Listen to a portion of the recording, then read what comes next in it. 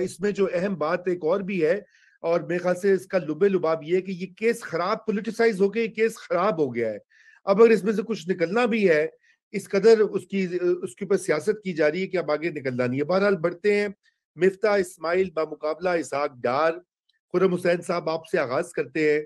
आपको जाना भी है, हमेशा ये बताइए कि मिफ्ता इस्माइल साहब की ये जो शिकायत है PMLN से, और आज तो उन्होंने नवाज शरीफ साहब के बारे में भी कह दिया कि लंदन में जो रवैया था वो अच्छा नहीं था वहां पर। और आप क्या समझते हैं कि अब PMLN से उनकी एक तो राहें जुदा होती दिखाई दे रही हैं, और दूसरा ये बताइए कि क्या उनका जो दावा है कि ये जो परफॉर्मेंस कंपेयर की जाती है दोनों की, आप उसके ऊपर भी थोड़ा कमेंट करें, जो असल मसला है यहाँ पर। लेकिन रजा, अभी चंद मिनट पहले मिफ्ता ने अपनी इन अल्फाज के लिए अपॉलजी ट्वीट की है। वो जी, मैंने वो भी तो आपको करनी शेयर पड़ेगी। की है। आप चेक कर, आप देख लें।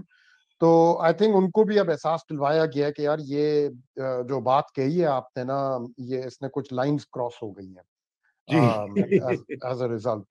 जी। But I think, looking at it from Mifta's point of view, he is 100% entitled to his irritation and his anger. अब देखिए, मिफ्ता को के साथ जिस तरह से पार्टी के अंदर जो उनके मुखालिफिन हैं, जिस तरह वो उनके बारे में बात करते हैं कि कद उनका उसका कम है, और इस किस्म की चीजें, कि उनकी चाल इस तरह की है। वो समझते हैं कि भाई उन्होंने नेगोशिएट करते वक्त हर बात मान गए, दब गए हाँ। IMF के अंगूठे के नीचे, फलाना ढमकाना, कि तक कोई किसी किस्म की ताकत नहीं दिखाई उन्होंने नेगोशिएटिंग टेबल। तो मिफ्ता को समझाने की कोशिश कर रहा था कि भैया ये वो दिन नहीं है जिनकी आपको शायद याद हो। पाकिस्तान की पोजीशन चेंज हो चुकी है वर्ल्ड कम्युनिटी में। the memory of dealing with Pakistan is a very bad one for a lot of very powerful countries and agencies. The IMF बहुत नाखुश था, the United States हमसे दूर हो चुके थे।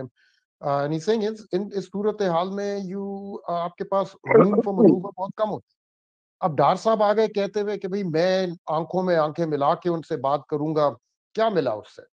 अब जनवरी का महीना आ गया, अभी तक वो प्रेस कॉन्फ्रेंसेस करके यही कह रहे हैं कि भाई आगे जाके शायद कुछ हो जाए, लेकिन वो रीनेगोशिएट तो वो भी कुछ नहीं कर सके, रिव्यू को वो भी नहीं कंप्लीट कर सके। और उनको समझ आ गई है कि भाई आंखों में आंखें मिला के आप बात तो कर लें दूसरे के साथ, लेकिन जरूरी नहीं है कि इसकी वजह से दूसरा आपकी बात मान जाएगा। निगोशिएट तो डार साहब से भी नहीं किया गया। तो now Miftah must be feeling कि भाई मैं कह रहा था ना आपको। I don't know this for a fact, obviously मैंने उनसे बात नहीं की, पूछा नहीं, लेकिन I am feeling like that. मैं खुद फील कर रहा हूँ कि भाई Miftah was right, Miftah had a point all along. और उनकी पार्टी के अंदर जो लोग उनके खिलाफ इस तरह की बातें कर रहे थे, उनको पूरी पिक्चर नहीं थी उन लोगों के पास कि सिचुएशन क्या है पाकिस्तान की, vis-a-vis its development partners, its creditors, and also vis-a-vis its own economic vulnerabilities internally. जी, अब बिल्कुल। जो पिक्चर ये सामने आ गई है, तो Miftah is angry, he's upset. There you go. ये That's the अपॉलोजी that's का that. जो आप जिक्र कर रहे थे, ये भी आ गई है कि उन्होंने कहा कि आई रिग्रेट डूइंग सो, और उन्होंने कहा कि उन्होंने अपनी जो मिस्टेक है वो उसको माजरत कर रहे हैं, उसके ऊपर रिग्रेट का लफ्ज इस्तेमाल किया उन्होंने। बहरहाल। मैं यहाँ पे मीडिया के ऊपर भी थोड़ा लगा दिया कि मीडिया ने स्पिन दी है भाई। जो अल्फाज आपने बोले हैं उनको स्पिन देने की जरूरत नहीं है। Exactly. They were exactly. Very very direct. जी। तो अब मैं, ये एक और उन्होंने जो ट्वीट की है खुरम, ये भी हम दिखा रहे हैं।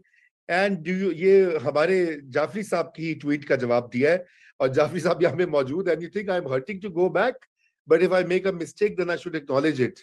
क्या बात है क्या जाफरी साहब, बात आप हमारे साथ मौजूद हैं, जी। ट्विटर पे भी मैंने आप। मैंने इसको भी रिप्लाई भी किया है आप लोगों की बात सुनते हुए कि मैं ये नहीं कह रहा क्या you are hurting to go back, but I don't think you made any kind of mistake. You हाँ। pointed out the nepotism in the party, which is a larger disease than DAR.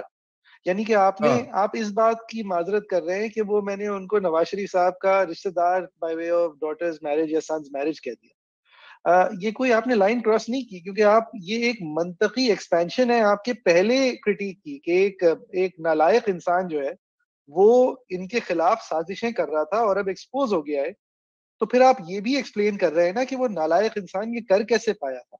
और आप वो explain करने का एक बहुत बुनियादी जुज्व आप बताएंगे कि क्योंकि यहाँ पर इस पार्टी के अंदर नेपोटिज्म है और मेरिट जो है वो इस हद तक चलता है कि आप आके अपनी शक्ल दिखा सकते हैं, लेकिन पीछे से एक फैमिली रिलेटेड अकाउंटेंट और फैमिली का फिर लेटर रिलेटिव जो है वो आपको शेयर दे देता है। और देखें ये मिफ्ता बहुत क्लास से बिहेव कर रहे हैं। ये पीएमएल नून के अंदर जब जब इनका दखल हुआ था, जब ये दाखिल हुए थे, ठीक है इनकी कभी सीट नहीं रही और इसकी वजह से इनकी टांगे लोगों ने खींची हैं, लेकिन किस बुनियाद पे खींची हैं इनको मुझे याद है, ये मैं भूलूंगा नहीं। एक तो ये पीएमएल नून की कोई 4 सीटें थी 2013 वाली इलेक्टोरल साइकिल में, पंजाब के बाहर 4 सीटें थी डायरेक्टली इलेक्टेड। तो वैसे भी जी पंजाब सेंट्रिक पार्टी, अब जब अगर कोई पंजाब सेंट्रिक इतना हो किसी पार्टी का 96% जो है जुस्सा पंजाब के अंदर हो, तो फिर देखा जाता है कि वो एक्स्ट्रा सेंसिटिविटी से अपने नॉन पंजाब पॉलिटिशियंस को ट्रीट करती है या उनको उनसे मुखातिब होती है। आपको पता है जब मिफ्ता इस्माइल साहब को bye way of manoeuvring in the constitution, ठीक उनको नहीं मिलना चाहिए था ये हक, लेकिन उनको फाइनेंस मिनिस्टर बनाकर, from an adviser finance minister बनाकर उनको जो बजट पेश करने के लिए मौका मिला था, तो अयाज सादिक साहब ने पहली बात ये की थी मजाक करते हुए, उज़रे मजाक कही थी कि जी ये मैं पहली बार देख रहा हूँ एक मेमन फाइनेंस बजट प्रेजेंट करेगा, हा हा हा। और मिफ्ता इस्माइल जो है उन्होंने जवाब में भी उसको मजाक करके टाल दिया था। लेकिन अव्वल तो ये आपको दिखाती है कि पीएमएल नून के अंदर इनसाइडर और outsider, that's a resist statement. और इसको सब जो है वो हजम कर गए या मजाक समझ के आगे बढ़ गए, लेकिन ये पीटीवी पे चला था, मैंने देखा था। और मिफ्ता इस्माइल वैसे भी कोई बहुत बेहतरीन पब्लिक स्पीकर नहीं है, गैप्स गलोर हैं, तो उनको obviously he was taken aback कि आप ये इस तरह की बात कर कैसे सकते हैं। और मतलब आप किस सीट पे बैठ के कर रहे हैं, you're a speaker, you think it's a joke that because you are talking about money and I am a Memon, तो you can make a joke out of that, तो खैर। लेकिन मिफ्ता ने उस वक्त भी कुछ नहीं कहा। उसके बाद उनको ये बात हर दिन रियलाइज कराई गई होगी। अब देखें यहाँ पे फुल डिस्क्लोजर, मुझे मिफ्ता साहब बहुत पसंद है और हम ऑफ द रिकॉर्ड बहुत दफा मिल भी चुके हैं, कई बार मिल चुके हैं ना, लेकिन कोई हमारी ऐसी डीलिंग्स नहीं है कि मैं उनकी कोई स्पोक्स पर्सनशिप कर रहा हूँ या मैं उनकी कोई इंटरनल बात जानता हूँ। मैं कुछ भी नहीं जानता, लेकिन मैं ये समझता हूँ कि एक लेवल ऑफ कॉम्पिटेंस पीएमएल नून ने गलती से बढ़ा दी थी हमारे अंदाजे हुक्मरानी में जब उन्होंने शाहिद खाकान अब्बासी को प्राइम मिनिस्टर बना दिया था। और वो गलती का उन्हें अशद बहुत जल्दी एहसास हो गया, जिसके बाद उन्होंने सोचा ये गलती हम आइंदा कभी नहीं करेंगे, कभी मेरिट को सामने आने दें, लिहाजा हम वापस से शहबाज शरीफ साहब को सब पे विराजमान कर देते हैं। शाहिद खाकान अब्बासी की उस साल के अंदर जो ब्रेथ ऑफ फ्रेश एयर नुमा लोग सामने आए थे, चाहे वो मुसद्दिक मलिक साहब इन अ स्ट्रॉन्गर पोजीशन आए हो, मिफ्ता इस्माइल साहब इन अ स्ट्रॉन्गर पोजीशन आए हो, शाहिद खाकान अब्बासी साहब बजाते खुद इन अ स्ट्रॉन्गर पोजीशन आए हो, on the back of a meritorious performance in the LNG terminal, in the petroleum ministry and the privatization ministry and the SSGC conundrum जो इन सब लोगों ने साथ मिलके किया था, उसके बाद जो इनको थोड़ी देर के लिए नवाजा गया, तो उस टाइम के अंदर ही उन्होंने इतनी इनसिक्योरिटीज क्रिएट कर दी कि खान साहब को भी ये इतने बुरे लगे कि मुझे मईशत सही नहीं मिली, और फिर इसाक डार साहब को ये इतने बुरे लगे कि मुझे 2 बार मईशत सही नहीं मिली, एक जो इन्होंने 1 साल में खराब कर दी और फिर जो खान साहब ने 3.5 साल में खराब कर दी। लेकिन मिफ्ता ने ये सब स्टोइकली बेयर किया। और फिर उनको, क्योंकि हमें किसी को मईशत समझ नहीं आती बिलउमूम या एज स्पेसिफिक इधर, तो बिलखुसूस। हम फिर हम कोशिश करते हैं कि जी खुर्रम साहब की बातों में से जो 2-3 चीजें समझ आ रही हैं उनको हम रट के फिर और लोगों को सुनाएं अगर हमें पसंद आती है, या कोई और माहिर मशीयत की बात समझ आ जाए तो उसको हम रट के रिपीट करें।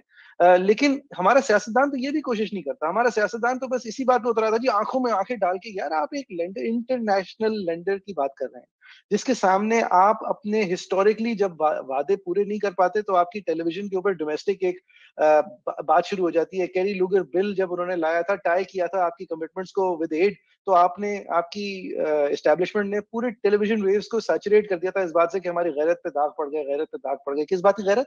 हम पैसे जब भीख मांगते हैं तो किन शराइत पे मिलती हैं, वो शराइत हमें नामंजूर है।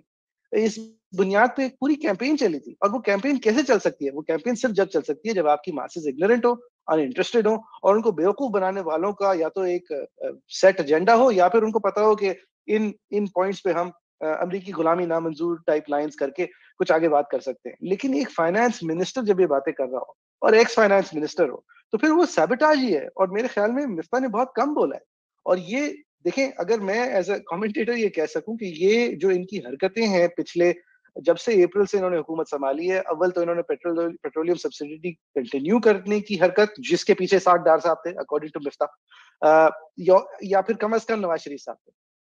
उसके बाद उन्होंने जो अंदाजे हुक्मरानी अपनाई है, जो इन्होंने एलीट कैप्चर को और टूल दिया है, जो इन्होंने आईएसआई की स्पेस बढ़ाई है ओवर द सिविलियन ब्यूरोक्रेसी, जिस तरह से इन्होंने बाजवा साहब से डरते डरते रमीज राजा तक को नहीं हटा पाए, जिस तरह की इनकी हुक्मरानी रही है, इसके अंदर Miftah should go one step ahead and say that you have destroyed this party, you have sacrificed it at the altar of your family.